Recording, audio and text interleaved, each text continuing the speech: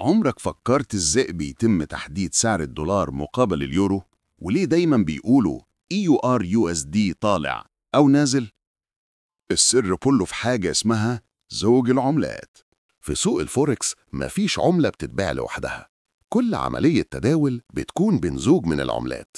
يعني مثلا لما بنقول يورو USD، ده معناه إننا بنقارن اليورو مقابل الدولار الأمريكي. العملة الأولى بنسميها العملة الأساسية Base Currency، والعملة التانية هي عملة التسعير Code Currency.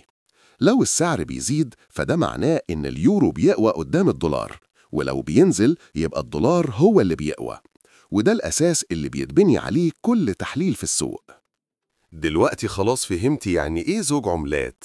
استعد بقى للحلقة الجاية، هنعرف فيها يعني إيه شارت، وإزاي تقرأ حركة السعر بنفسك من غير ما تعتمد على حد. تابعني وما تفوتش الحلقة الجاية لأنها بداية التحليل الحقيقي.